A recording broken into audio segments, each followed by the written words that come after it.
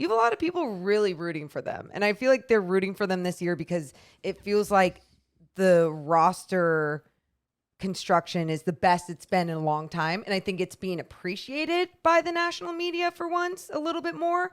And that's why people are talking positively about the Kings. So I think with that, and if De'Aaron was doing better with a better team, yeah, he's absolutely in the conversation. I know we are at September 5th. Ah, yes.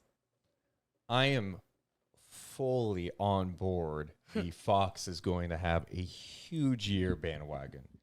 Okay. I just why do we have to make the bandwagon so like extreme, dramatic?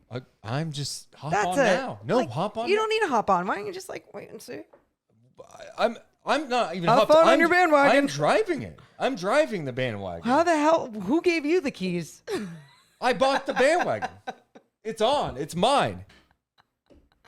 And so no, I just think the things he's been talking about, especially after the season, being honest about how he played this year, talking about the need for structure. It seems like I know. You guys can make fun of me all day. I can already hear it now. Oh, it's going to be like December and be like, oh, Deuce, remember in September when you're talking about stupid things like Mike Brown going all over the world to watch his players and you thought it was going to impact things? So I know I kind of went off a track here. Let's hop back into the De'Aaron bandwagon because I was just you're talking in there. about I'm just.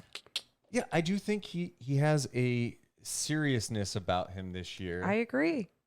That seems super productive. You know, I think it seems like, and I know it's going based on social media, I feel like he's been around kind of the guys more than previous years. And that's not even a criticism of the guys who bounce around the league. And like, it's a lot of times during the offseason, you know, you're working out with like a longtime trainer, you're working out back home, whatever. And I'm not saying you have to spend the whole offseason away or together or what, but like De'Aaron, they were in Napa in the summer. You know, he's going to an NBA Finals games with Sabonis and like some of the coaches. And then on his honeymoon, Luke Lauk's like a Kings assistant's coming over because he wants to get some workouts in Italy on his honeymoon. I think that's cool. And then he's back in Sacramento right now, working with his guys. And obviously going to the Kendrick Lamar concert with some of the guys. Yeah. You saw that. I mean, no, it's cool. I mean, those little things. No, I get it. I'm not trying to act as if it means here's 50 wins, but I just think his approach has been a little different this offseason. I think his mindset is a little different offseason. I think he understands he's a little more mature what this means for him this year. Yeah. Right. And really the team, because this thing can go in, I think, a very fun direction if he can play to the level that I think some of us believe he can play. Here's what sucks for De'Aaron.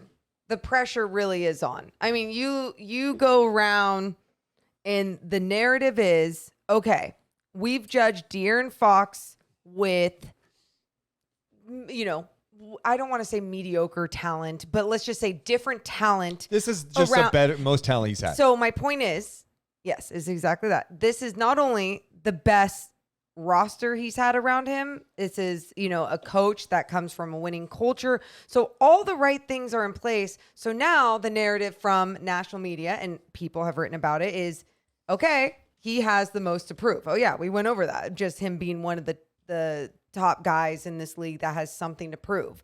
And I believe that he could have done it even last year. Like, my belief in him is still so strong. I just think now I need to see it, because last year I was like, hey, yeah, I saw fun. Because here's why too, really quick. I saw it at the end of that other season. And then it was like, okay, it's going to continue. His shot is going to get better, whatever. We saw in the preseason, his shot was looking good. And then things just kept getting worse, right? Kept getting worse. And it just never got good again. He couldn't stay consistently good. It was scary. So that's why this season, I'm like, if I see consistency from the start, I'm going to believe, like, I'll be on that bandwagon. But I'm now I'm just waving. I think the moment for him that switched it was a trade.